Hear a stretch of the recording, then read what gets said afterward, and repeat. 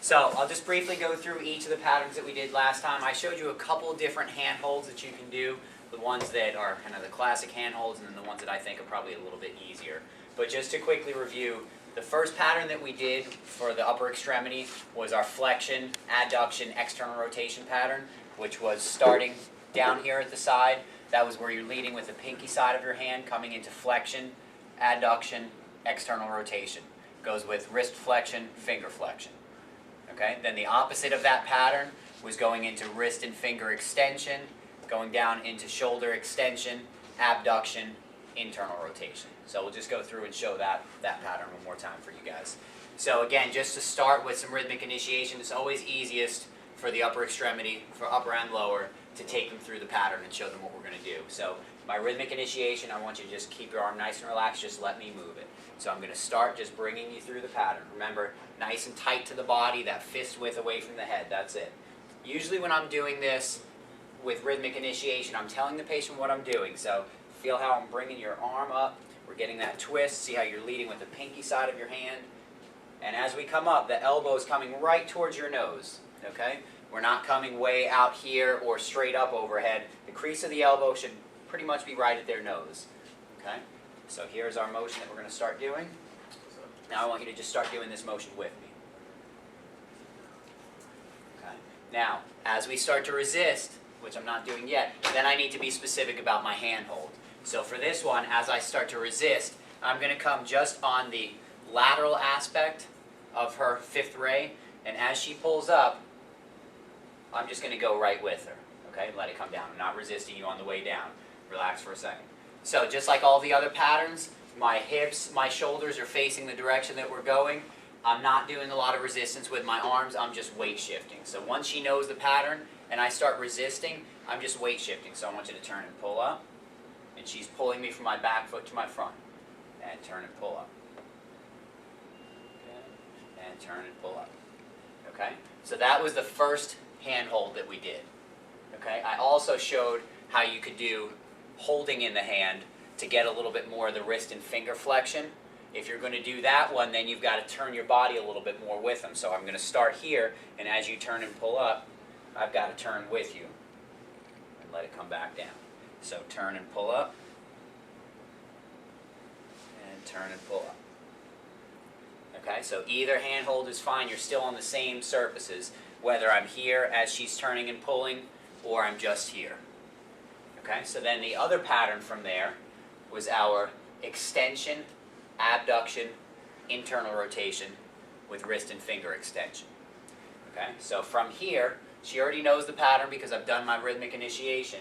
Okay, so now as I start to resist, she's still going to lead with her pinky side. I've got to come onto the lateral aspect of her hand and just go right with her. So she comes down, and I'm just weight shifting back. Let me bring it up.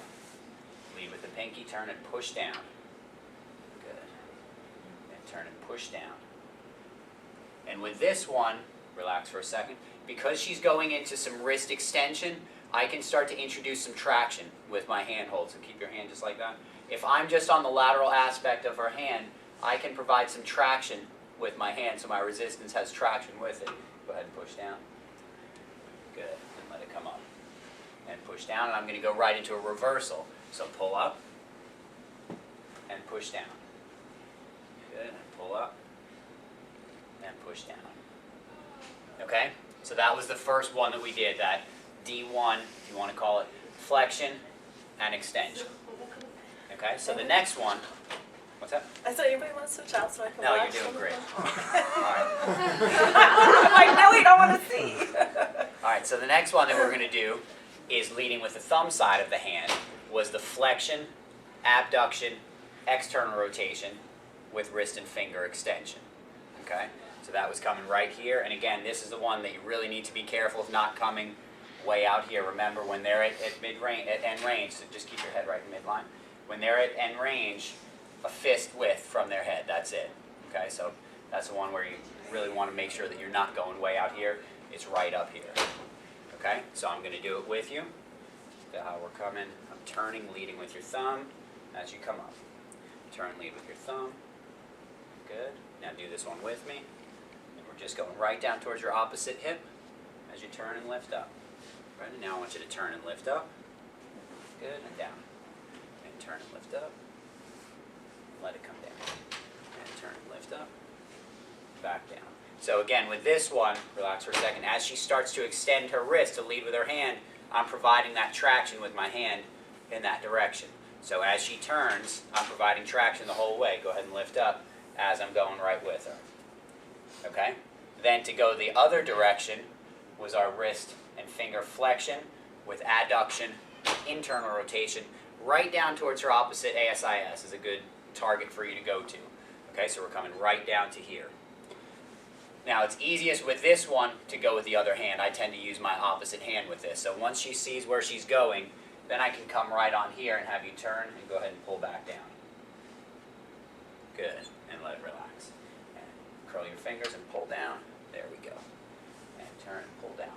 And if I'm going to do reversals, for this one I'm going to switch my hands. So now turn and lift up. Good, and come back down.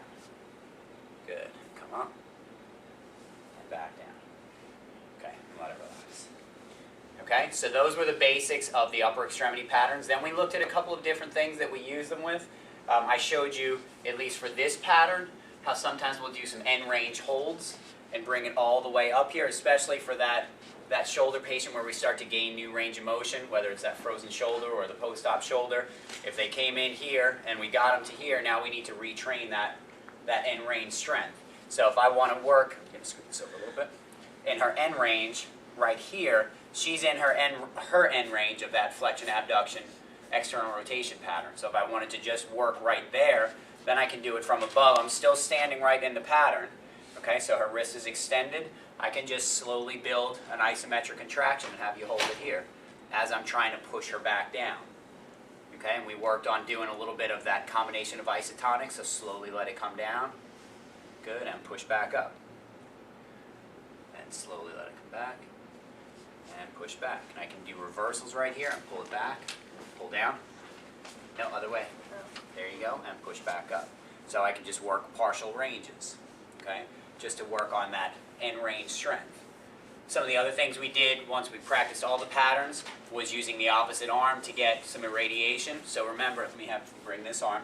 If this hand holds here, as I bring her all the way up, I might be targeting this right shoulder's flexion, abduction, external rotation pattern, but her left is in the end range of that flexion, adduction pattern. Okay, so this is in your D2 flexion, this is in your D1 flexion.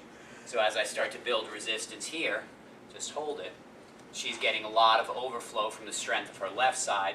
So even though that one's working, we're getting as much carryover as we can to that right. So I can work my end range here, just slowly let it come back, and lift back up, and slowly let it come back, and lift back up. Okay, and then we also, the last thing I showed you was we used some dowels, or canes, to do the same thing. So if I work with you here, you're right there, now she's doing the same thing, coming into this end range, and we're just able to use that other arm and using some of her trunk strength to work as well. So whether I do end range holds or resisting all the way up, go ahead and push up. Now she's coming up into her end ranges of this pattern. Let it come down. And come up. Good, and back down. Or we went into working reversals to come all the way up. Good, and pull it back. Okay, and let it relax. Thank you. All right, so that was all we've worked on as far as upper extremity patterns. So now you